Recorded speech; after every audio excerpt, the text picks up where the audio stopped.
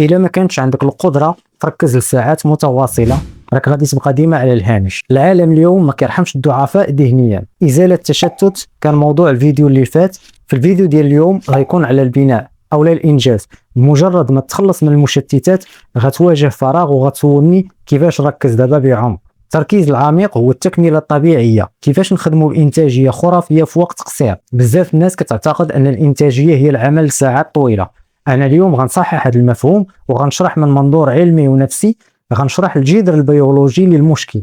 موضوع مكمل الفيديو ديال التشتت ولكنه كيركز على السبب البيولوجي وماشي على الحلول السلوكيه.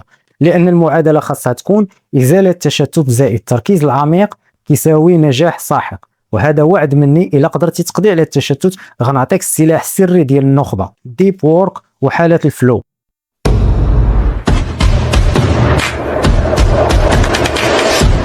مرحبا بكم في موضوع جديد. في الفيديو اللي فات هضرنا على كيفاش التركيز ديالك ولا ضعيف وكيفاش المشتتات شداتك فخ بلا ما تنتبه. اليوم غادي نطلعوا المستوى. اليوم غادي ندخلوا للعمق. كاين واحد المفكر سميتو كارل نيوبور كيقول العمل العميق هو القدرة على التركيز بلا أي مشتت على مهمة كتحتاج مجهود ذهني كبير. هذه المهارة ولات نادرة وبما أنها نادرة فقيمتها اليوم عالية بزاف.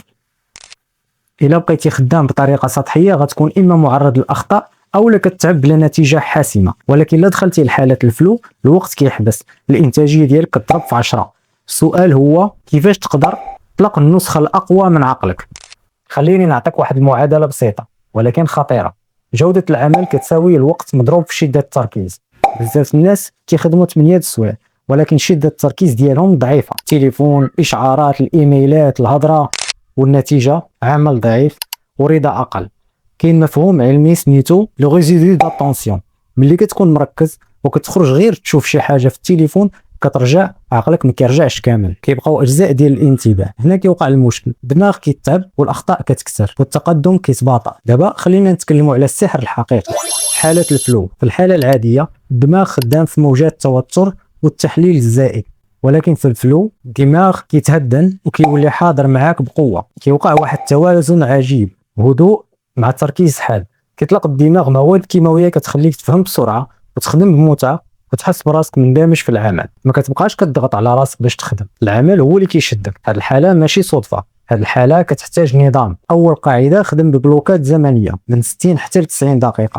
هذا الوقت مقدس، لا تليفون لا تواصل لا مقاطعه. ثاني قاعده، خدم في مهام كتخرجك شويه من الراحه. الا كانت سهله بزاف غادي تمل، واذا كانت صعيبه بزاف غادي تهرب منها. خاصها تكون في النقطة الصحيحة. ثالث قاعدة، نقي البيئة ديالك، موسيقى بلا كلمات أو لا إيقاع ثابت باش تعاون دماغك يدخل في التركيز. رابع قاعدة، جمع العمل السهل، أي حاجة بسيطة ديرها في وقت واحد وبرا أوقات العمل العميق. ولكن دابا اسمعني مزيان وركز معايا، العمل العميق ماشي تقني، العمل العميق هو هوية.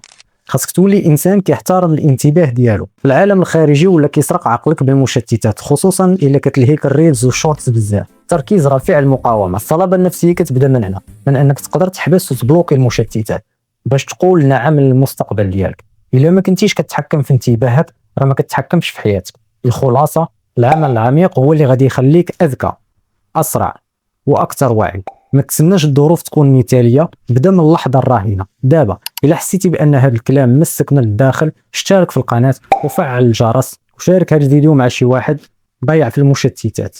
يمكن تكون هذه هي الشراره اللي تبدل ليه حياته. تفكر ديما قبل ما تولي نسخه افضل من راسك، تعلم كيفاش تملك عقلك، والفهم دائما كيسبق التغيير. نشوفكم في الفيديو الجاي.